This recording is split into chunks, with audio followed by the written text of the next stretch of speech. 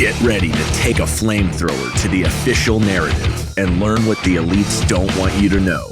You're listening to The Tom Woods Show.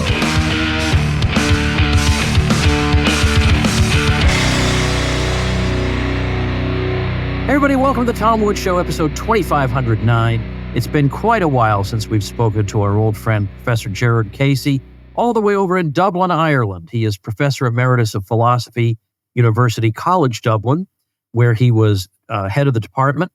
He is the author of numerous books, among them Libertarian Anarchy Against the State, and a book that has supplied us with a seemingly endless array of topics for the Tom Woods Show, and that is Freedom's Progress, with a question mark, a history of political thought. So, Professor Casey, welcome back. Thank you very much, Tom. Good to be here.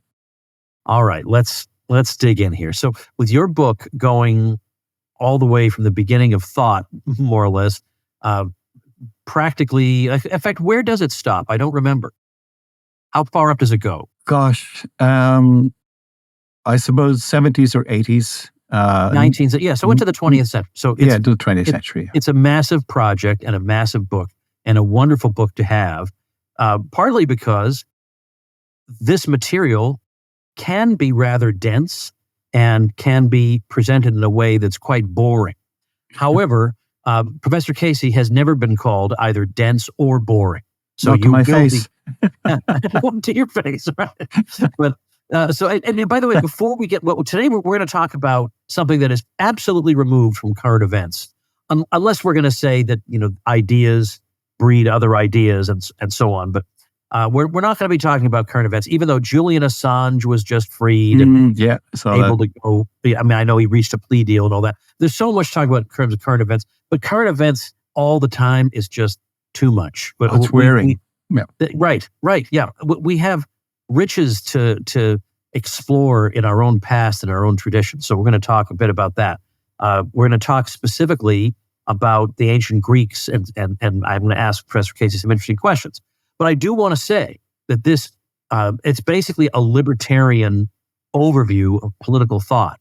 So it raises questions and performs analysis that you won't see in the standard treatment. And I guess I know you've mentioned this before, but I've had new subscribers since then.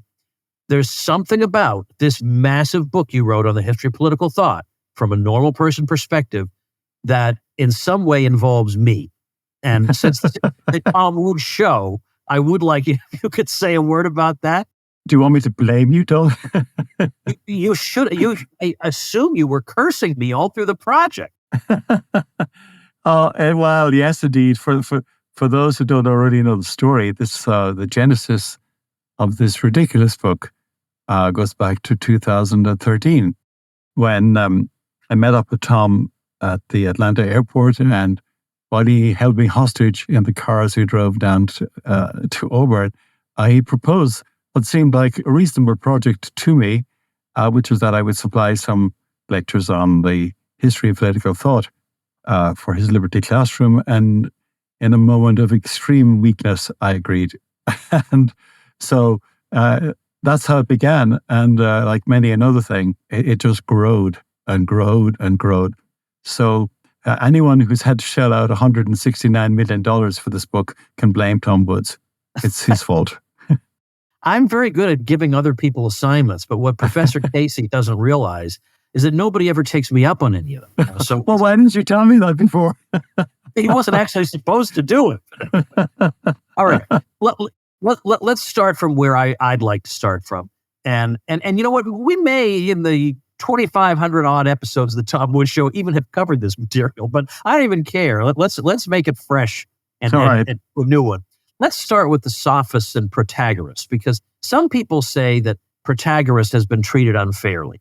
That we have this one line that everybody focuses on, and to the exclusion of all else, and Protagoras is made to look ridiculous, which then allows Socrates to triumphantly march in and explain what's wrong with a relativist worldview. But the line from Protagoras, which as a student of Western civilization, you should have seared into your brain, is something like, man is the measure of all things. of things that they are, and of things that are not that they are not. And that has been interpreted, I would say, in the mainstream interpretation of Western thought as saying something like, by saying man is the measure of all things, there's no independent measure of all things. That so what constitutes, for example, justice was kind of up for man to decide, because he is the measure of all things. Now, are we being fair to Protagoras, do you think? Probably not. And there are a number of reasons for that. One is that the writing of history belongs to the victors, and most of the knowledge we have directly of Protagoras comes from Plato, who was, to put it mildly, not a friend of the sophists, despite the fact, by the way, that the case can be made and has been made, and I think to a large extent correctly, that his own mentor, Socrates, was in fact a sophist of a kind, and indeed widely regarded in his own lifetime as a sophist. But Plato didn't approve of the sophists and gave them the name that they still have to be called the sophists today. Is still not a good thing. And so I think that Protagoras in many ways got the rough end of the stick here, and he's generally presented as if he was some kind of extreme relativist, which I doubt very much that he actually was. Either that, or that he stated the blindingly obvious, for which he became famous, and I think that's also unlikely. The claim that he made, in other words, that man is the measure of all things, and so on, of things that are that they are, and things that are not that they're not, can be interpreted as a claim that, on the one hand, we have no access to non-human judgments on contested matters, or perhaps a bit more narrowly, as the claim that there's no way to distinguish definitively between individual human judgments. On the other hand, it may be that what he's talking about is that the common conceptions of ordinary people must be accorded priority. There's a whole range of interpretations of this particular thing. In fact, he could have been and could be taken as arguing against the more extreme metaphysicians of his period, that metaphysical and unprovable metaphysical claims about unknown substances underlying perceptible things simply cannot be proved. And so as I said, he gets a bad rap, but probably not for the right reasons. So we can't tell for sure. Anyway, I think it's overstated. He didn't seem to be making obviously ridiculous statements that if one person thinks a substance is poison and another person isn't, then hey, what the hell, whatever you like, go for it. He's actually, but he is, in a sense, in relation to social and legal matters, a relativist, holding that whatever a given city holds to be the case that whatever a city holds to be just is just for it and its citizens, which seems to be like a rudimentary or form of kind of legal positivism.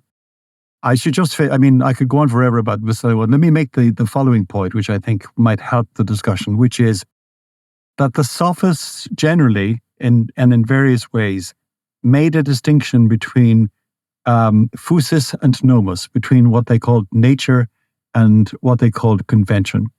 And indeed, this argument is still with us today. This is why the Greeks are still relevant.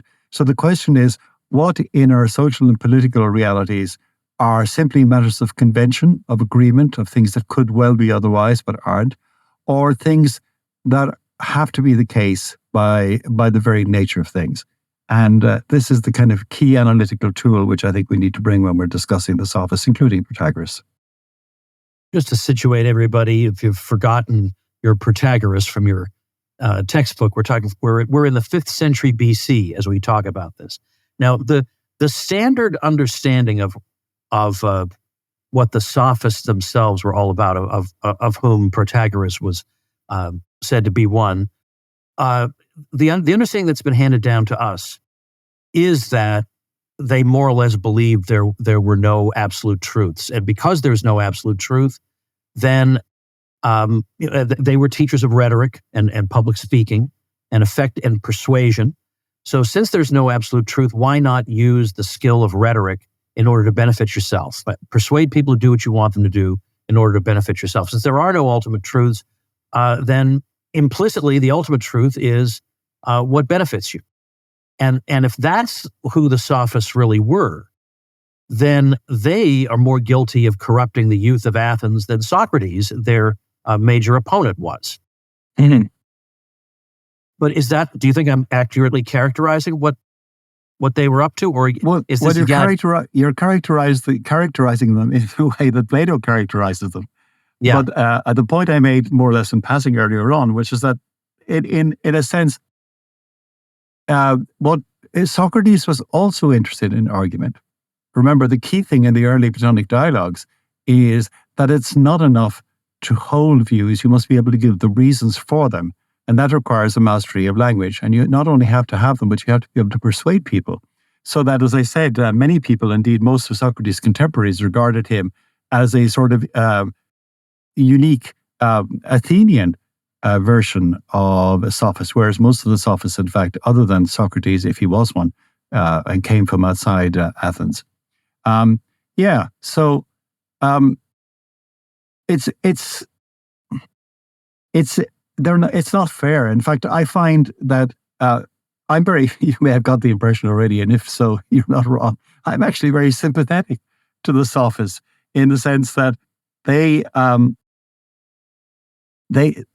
found themselves, so the position they found themselves in historically was that Athens had become the sort of chief city, or the chief polis in Greece, and like it was the place to be, and sort of like New York or Paris or London. It was where everybody wanted to be, so everybody turned up, as it were, because it was where everything was happening. And it was also the case that Athens had, in a fairly recent past, transitioned from a political entity that was governed by the elite and powerful, the nobles, to something that we would call, even today, even if it's slightly anachronistic, a democracy. And in a democracy, it's not enough simply to say, I am a very important person. Okay, my family is very important and I'm very wealthy, so you must do what I say. You have to be able to persuade people. And so the institutions that were set up in Athens, the councils and the Areopagus and so on, were such that in order to carry any policy, you had to be able to persuade your fellow citizens. And in order to do that, you had to be able to speak, and to speak persuasively. And therefore, whenever a skill of any kind is in demand, and this should warm the cockles of your heart, Tom, okay, people will actually turn up and say, I can provide you with those skills, sign up here, take my 30 drachma course, and you too can turn the councils of Athens to your purposes. So yes, many of them, of course, needless to say, were shams and charlatans, but others were not. And as I said, because we have so little of what they actually said themselves, we have only one extensive account in the author's own words, and the rest, if you like, were included in works in which they were portrayed as enemies of the sane and the sensible. And it's not a good idea, as it were, to believe an account of X where X is described by Y and X is Y's enemy. Hey everybody, here's how to unlock a 12% return on silver. Most of the time, you buy gold and silver and you just sit there with it. Now, that's better than what most people do, which is not buying any gold and silver. But thanks to Monetary Metals, where our old friend Jeff Deist is now, you can put those precious metals to work for you. Silver, by the way, is a tangible asset, a great way to diversify any investment portfolio. But with Monetary Metals, you don't just own physical silver. You own silver that works for you to generate more silver, growing your total ounces over time. Well, as I said, you can now earn 12% annual interest on silver, paid in silver, in their latest offering if you are an accredited investor. Click the link in the description or just head to tomwoods.com/silver to learn more. You've heard me talk about Monetary Metals plenty. I've had an account there myself for about 2 years, and they are revolutionizing the way we invest in gold and silver. They've been paying interest on gold and silver for over 8 years, and that helps you grow your wealth in real tangible assets. You want a true alternative to saving in the dollar? Well, you've got it. You can generate a yield on gold and silver with monetary metals. Head over to tomwoods.com/silver to find out more. I know this is going to seem rather abrupt, but when we talk about Plato, we get, like when I see the casual observer who's, let's say maybe not expert in the history of thought, writing about Plato, I get all different opinions about him.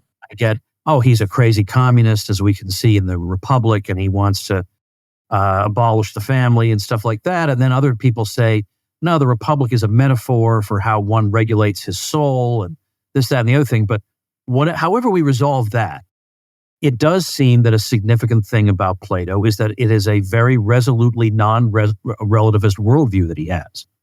And we see that expressed in the way Socrates is portrayed. Yes, Socrates is indeed going around engaging in argument, but he's engaging in argument in order to reach an absolutely true conclusion that will hold for all time, for everybody. Like once we've determined what constitutes a good man, that applies to everyone. Like when we, for example, when we conclude what constitutes a good chair, well, not immediately collapsing when we sit in it would be one. I mean, we have a certain, and once we've reached this will hold for all chairs, all time. And likewise, a good man. We determine what constitutes a good man, a good life. This is not just, well, this might be for you, but not for me. That wasn't what he was thinking about. Justice is not something that we invent. It's something we discover through rational argument.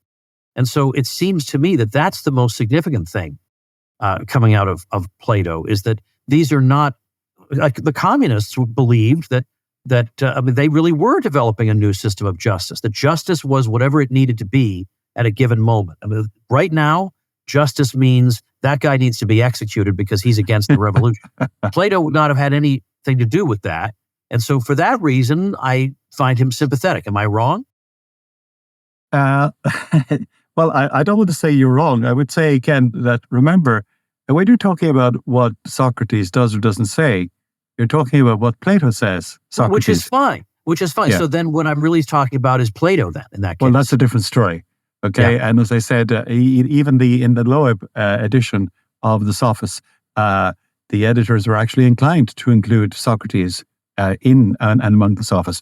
So what we're having is Socrates a la Plato. But Plato is not as necessarily as benign as he comes across. I think the one way, leaving aside the question of to what extent all of the stuff about the city and the auxiliaries and the guardians and the workers, as it were, is a metaphor for the tripartite division of the soul. Let's just take it literally as that this is what he's talking about. So he presents three accounts, one on the Republic, one on the statesman, and one on the laws. And they're very different. And the Republic is the one that people generally know. And I think the key thing here, the argument you find in the words of Socrates, as written by Plato, is that those who rule should be the people who are possessed of a certain expertise. The general public aren't possessed of an expertise. So he gives metaphors. He says, for example, if you want your horse trained, you go to a horse trainer, somebody who knows about horses and can produce whatever is required. So if you want politicians, you need to find those people, if you like, who are possessed of the political skills. And so what he does is he takes the notion of authority, and in the chapter I try to distinguish two sorts of authority. One is an authority of expertise, and the other is an authority of function or role. So let's take an example. I had to have my car fixed today. I'm still feeling the financial pain of that, but anyway. And so I took it to these people who I hope, are expert in what they do. They were able to do what I can't do. I paid them. They did it, and we shall see. Let's hope that it worked out for the best. I didn't just stop a random stranger on the street and say, here, take loads of my money here and fix my car and hope that they would do a good job. So I go to people who are experts in what they do. I do the same. I hope when I mail, I go to people who are expert in medicine and so on and so forth. So we have authority of expertise. And here, of course, you're free to choose these people. You're free also to ignore their advice if you wish. Okay, in other words, it hasn't got to the stage yet. We're not there yet. We may get there soon. Where when your doctor gives you advice, he cannot actually make it stick by taking legal action against your inflicting penalties on you, but that they may come in. But then there's authority of function. When a man in a blue uniform stands out on the road and puts his hand up and stops me, it's not because he knows more about anything in particular than I do, but because he has been given authority by somebody who has claimed it to enable him to stop me going about my business and so on. So those are two things. So what Plato does is he puts those two together. He says, if you want to be the man, if you want to be those who are in charge of the men in the blue uniforms, you have to be possessed of a certain kind of knowledge. And that's not given to everybody. That's only given to the few, right? And therefore, your political leaders, your guardians, are the select group. Now, the picture he paints in the Republic it's very strange. It's quite bizarre. These guardians live apart from anybody else. They hold everything in common, hence the charge of communism and so on and so forth. It's there in the text, by the way. I mean, it's people who say this aren't making things up just for the hell of it, and so on. Yeah, and so we have this, and then we have the auxiliaries who are the ones who, if you like, maintain law and order and justice and security. And then you have the rest of us who are out there working and producing things. And that's the picture he gives. In the later works, while never residing completely from the idea that this would be the ideal political structure, he is a little bit more realistic and suggests that instead of an idealized conception of rulers who are possessed of this incredible wisdom, which enables them to be distinguished from the rest of us, the plebs, we would have a society of laws, hence the name of the dialogue, or so the right. It's not really a dialogue; it's more of a treatise.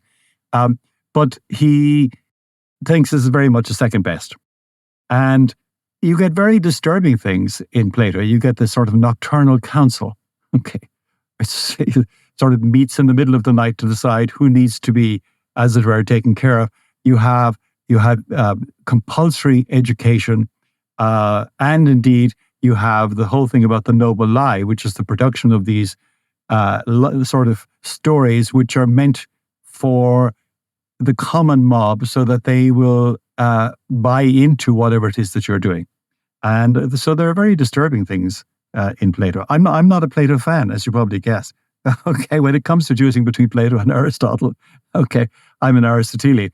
Yes, I do recognize, by the way, on the metaphysical side, leaving aside whatever puzzles there might be in Plato's metaphysics, he is, in a sense, a realist. He may be a super realist, which is problematic, and there are well-known problems in Plato's metaphysics. But by and large, that's not a problem. And indeed, when it comes to ethics, of course, he puts into the mouth of Socrates a defense, as it were, of truth and justice, all of which is good. But when it comes to politics, he's not high on my hit list. Okay, understood. Well, then let's say, now, of course, these are topics, obviously, people can spend a whole semester reading one Aristotelian text. So, we are, or I don't want to blame you for this. we're traipsing very rapidly over a very, very wide field of topics, but that's just because you cover so much and I just like talking about different things and I don't have the attention span to stick to one thing. So, all right. So from our point of view, I don't always look at a thinker and my first instinct be, is this person a proto-libertarian or not? Because there are a lot of topics somebody can speak about that have nothing whatsoever to do with libertarianism, and I might be more interested in those. But I am a little curious. I'm always a little curious. What kind of insights do people have? So when we get to Aristotle, there was a guy, I don't know if he's still alive, but I think he was at Bowling Green, Fred Miller, who did some work on Aristotle. And he's coming at it from a classical liberal perspective. And he was trying to argue that there were people in 20th century America who called themselves libertarians who would scoff at Aristotle because of some of the things he said. And his argument was, even from the point of view of a, let's say, 20th century classical liberal, there is actually much to admire in Aristotle, and that although he may not have used the language of individual rights, we can tease out some things from what he had to say, and not just his suggestion that private property is better than public property by and large, but that there's more that can be said for him, and he doesn't deserve the kind of dismissive treatment that he's received from, maybe friends of ours. Well, what do you think about that?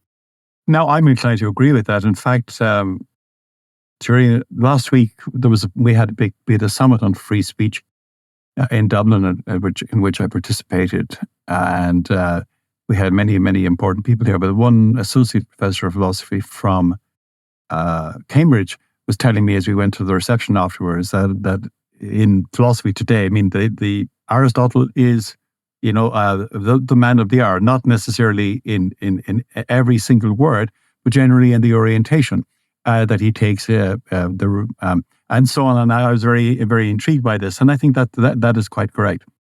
And so, I mean, there are many, many differences. One between Plato and Aristotle. One is that Plato is a single theory man. In other words, he wants one theory which will cover everything. In other words, once it's ramified.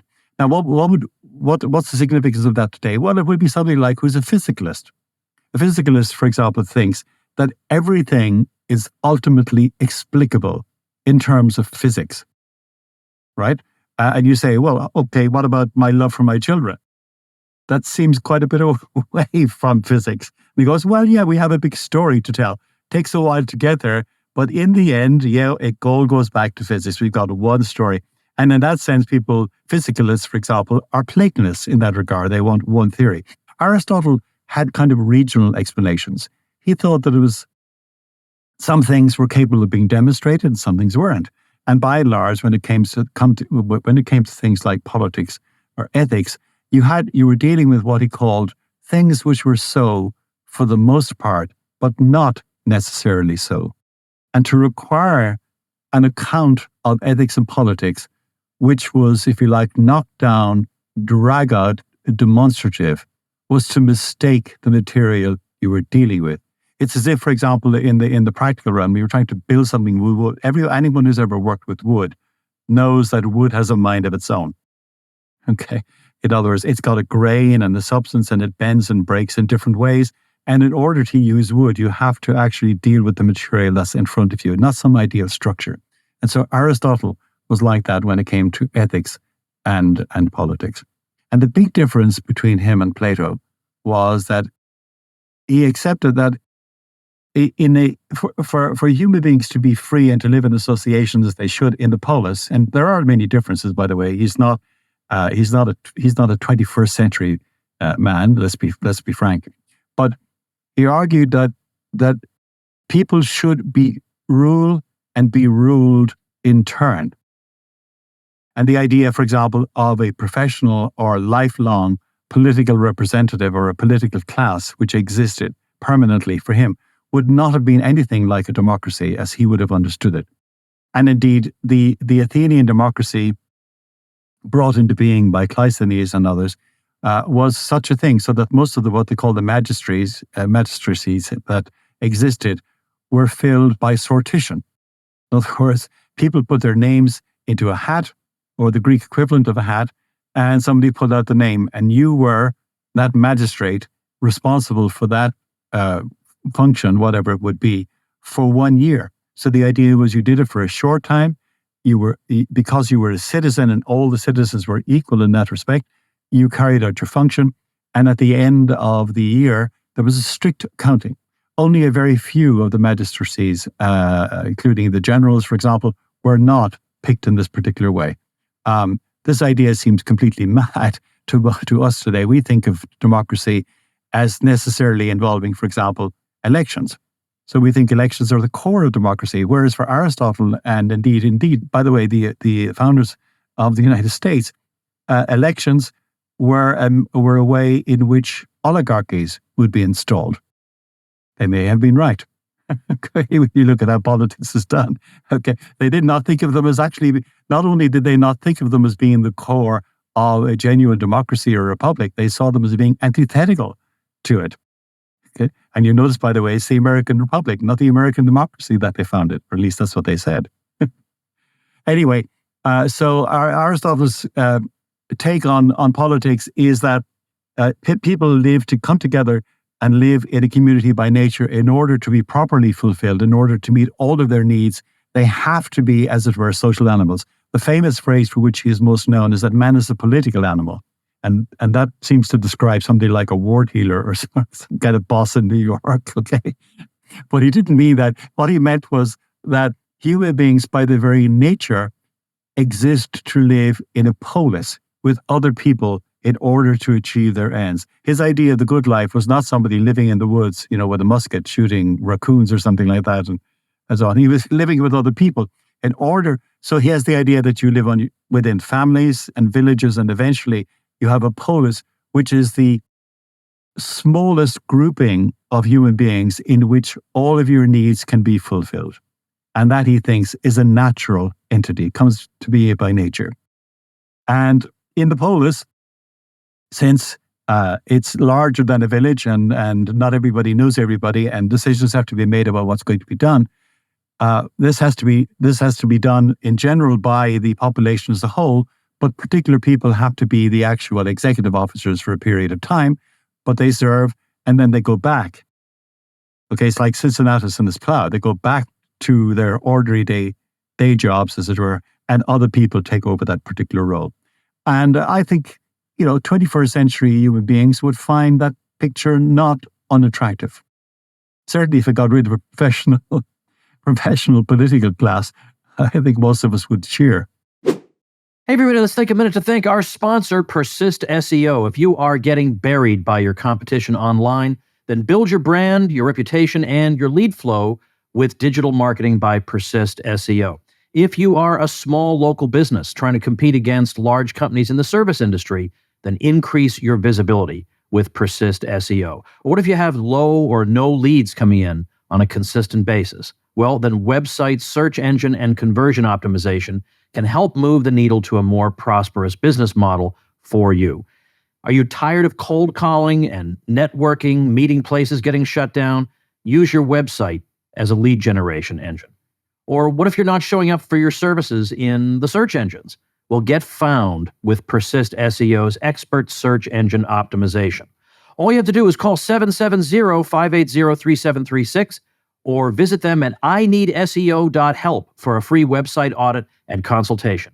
That's 770-580-3736 or ineedseo.help.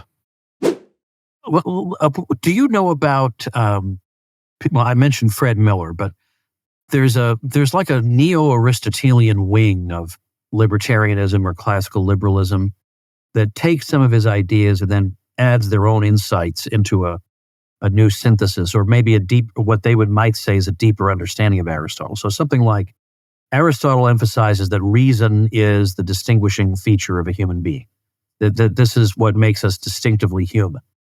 And so you could, and so we should live according to reason.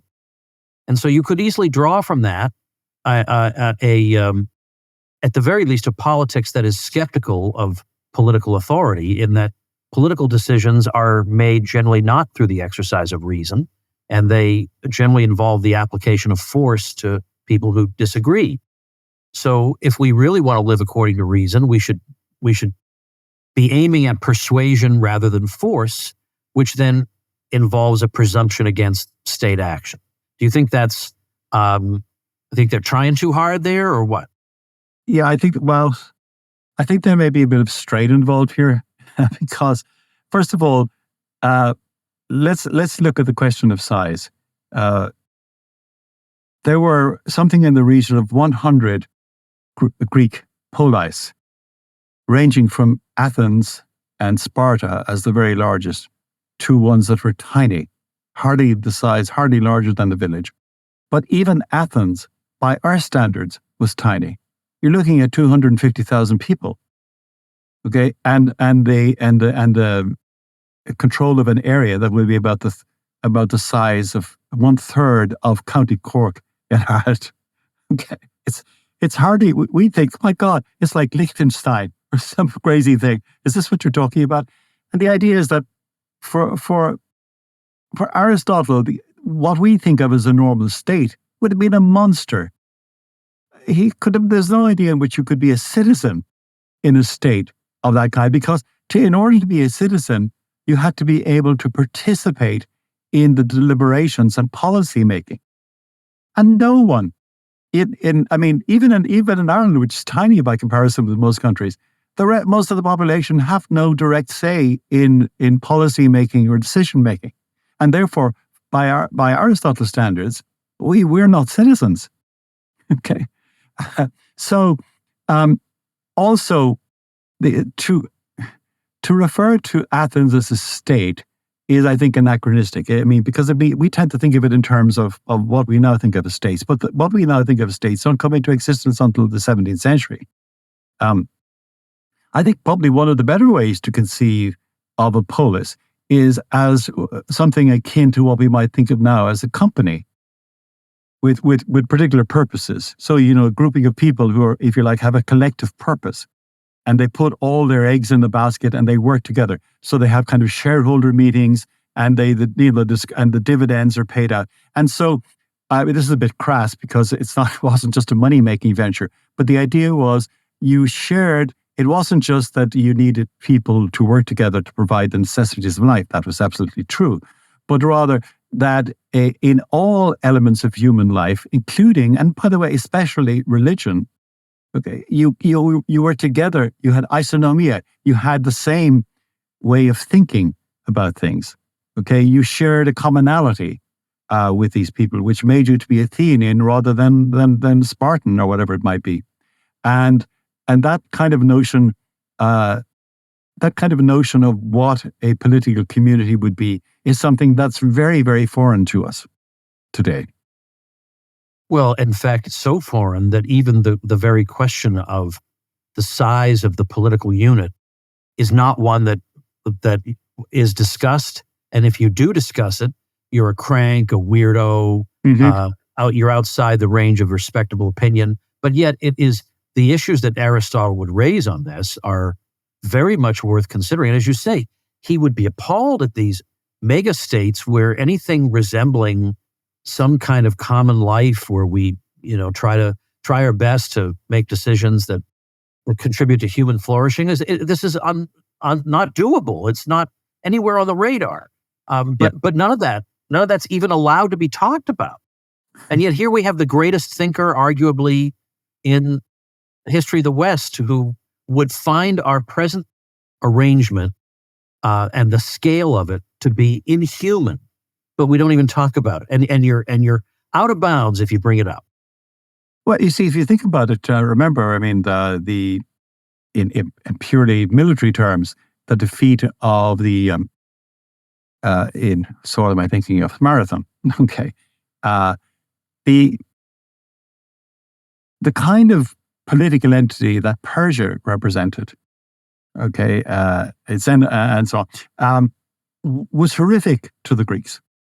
I mean, they saw this as just sheer massive numbers with a tyrant at the top. And however much they disagreed among themselves, they fully agreed that wasn't something that they wanted. Sparta, however, is always an outlier, so that's a special case. But by and large, the norm among the Greek polis was that it's our polis. We live together. We make the decisions on what is to be done and what is done. I'm not talking about perfection here. I'm not saying they didn't have squabbles. I'm not saying they didn't have the internecine squabbles. And indeed, part of the problem, as we know from which constitutes Plato's very sour attitude towards democracy, was the fact that under the Democrats in Athens, Athens had lost the war to Sparta, and this kind of rankled very much with Plato, who was to some extent a member of the kind of residual nobility in that area. But yeah, so they looked at these hordes of people all obeying a leader, quasi-divine leader, as being something horrific, and they would be horrific if they could bring them back. I mean, it would be a wonderful experiment. Maybe somebody should make a film. Okay, Aristotle in 21st century New York. Okay.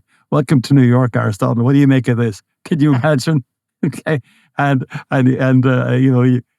he would regard. Forget the United States. Just take New York City. No, don't. Actually, nobody wants New York City, but just take something like New York City, and he would look at this and think, "What is going on here?" Or God forbid, even worse, San Francisco, and ask himself, Is this what we want? Is this what we mean by the good life? Is this human flourishing? Is this the way we want to live our lives and bring up our children and relate to other people? And his answer would have been no. He would have thought this was chaos, and it is, right? Very far from anything that he would have felt to be ideal. So what would you say then to somebody? Well, let's not ask you what you would say to somebody who says, we have nothing to learn from dead white men, because you can reach those people. But let's say instead somebody who's genuinely curious and thinks, I don't see what could be fruitful when it comes to reading a philosopher from, I guess the 4th century BC. I mean, what benefit could there be, or what insights could he have with us that could be useful for us as we contemplate our lives in the 21st century? Well, yes. The weak theory of history is that each day, in every way, we get better and better. We move from a situation of benightedness to enlightenment, and we do this gradually, and there's never any going back. And of course, this is nonsense. The chances are that as we look back on our history, collective history, we find that opportunities were not taken. And therefore, when we are considering what we should do now, we can often find resources available to us in the past that simply will enable us to solve some of our present-day problems. There are two basic attitudes you can take to the past. One is to regard it in a purely antiquarian way, just to say it's like study of some kind of bizarre artistic movements of great interest to a certain number of people, but of no intrinsic value. Who cares? I mean, if 5 or 6 people want to talk about this, get all excited about it, good, let them go at it. Okay. And I suppose somebody somewhere has to learn how to read Greek and read these people and so on, but it's got nothing to do with us. It's so far away, it's such a different time and a galaxy far, far away. So let's pay no attention. The other mistake is anachronistic and is to treat every phase of human history as if everybody there was motivated by exactly the same kinds of concerns that we have, held the same kind of views intuitively that we do. Okay. And so somewhere in between, it seems to me, is you're an historian, Tom, so you will know this. Somewhere in between, you have to kind of say, well, yes, I mean, the reason we study history is because we want to know what happened. Okay. And so on. And of course, we are temporally distant from it, and therefore that colors our understanding. It may, in fact, not only color it, but it may actually improve. We may actually get a better view from a temporal distance than we do from being there at the time. So one of the things you do as an historian is to take the actual accounts present at the time, and not necessarily at their face value, but we sift them and we come up with a reasonably coherent story. Other people do the same and maybe come up with a slightly different story, and that's what keeps historians happy. So the answer is neither antiquarian nor the anachronistic. Everybody is the same everywhere. Therefore, why were those crazy Greeks not doing the things that we do? Why were they holding elections? Okay. Call yourself a democracy and no elections? What kind of a democracy is that? Nonsense. Yeah. We can learn. Given that I was going to go get it, but I didn't want to walk. I thought it'd be rude to walk off screen while you were talking. No, walk away. Well, because you know what, doggone it, I will do that. Now, as I do that, people might notice that behind me, I have a typewriter, an electric typewriter. I do not do my writing on an electric typewriter. It's when I occasionally want to type a mailing label, I use this typewriter. So no emailing me with, I can't believe you're such a Luddite that you use a typewriter. I don't. And it's an electric typewriter, which makes it a little bit better. So hold on.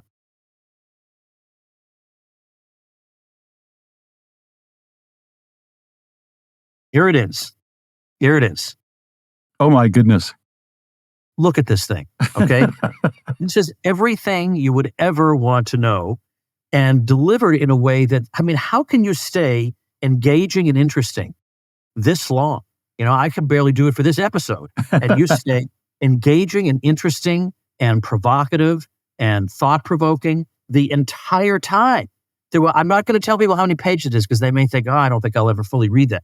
Even if you don't, you want to have it as a reference, because every name you would kind of feel weirdly embarrassed not to know anything about is in here and analyzed in a way that I think will resonate with people who watch this program. So it's Freedom's Progress, A History of Political Thought. I'll link to it in the description, the video description, as well as at tomwoods.com/2509. But before we wrap up, let me just ask you, that's a very, very big book. Was there a particular section, or is there a particular time period or group of thinkers you most enjoy exploring, talking about, even if they're evil? Sometimes evil's very interesting. What would you say to that? Oh, the answer is yes. There's more than one. As people would have gathered, for example, having had to read and think about the sophists and to some extent remove the Platonic spectacles, the anti-sophistic spectacles, has enabled me to gain, I think, an appreciation of them in a way that I hadn't had before. So that was good. I learned something from my old book. But in fact, that's more than the joke. I was just thinking about it today as I was kind of reading through it. I started work on this 11 years ago. To some extent, now when I read it, it's like I'm reading somebody else, and I find myself going, "Oh, that's not too bad. That's quite good," and forgetting, as it were, that I wrote that. But there are many things. So one of the things I found interesting and revealing to me was that I had to examine, for example, the kind of considerations that people were interested in during the English Revolution, which to some extent is a foundational event for those of us in the Anglophone world, even in the United States. And that was very interesting to me to look at those thinkers and so on.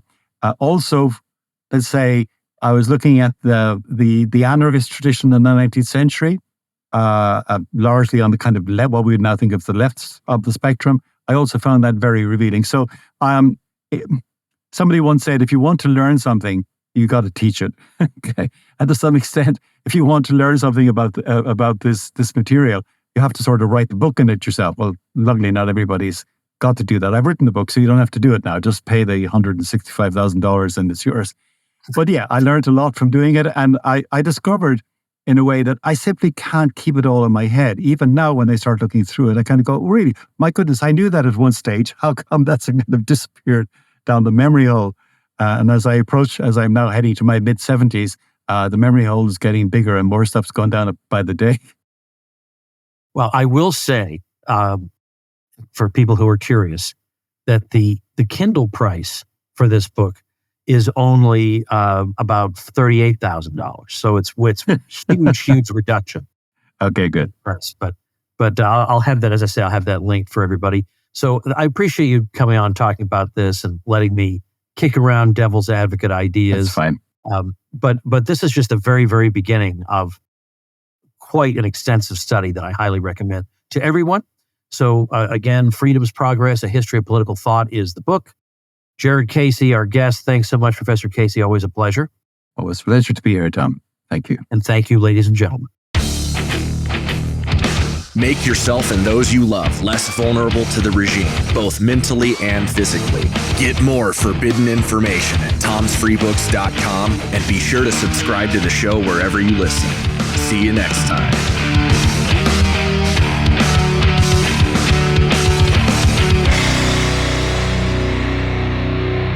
Like the sound of The Tom Woods Show? My audio production is provided by Podsworth Media. Check them out at podsworth.com.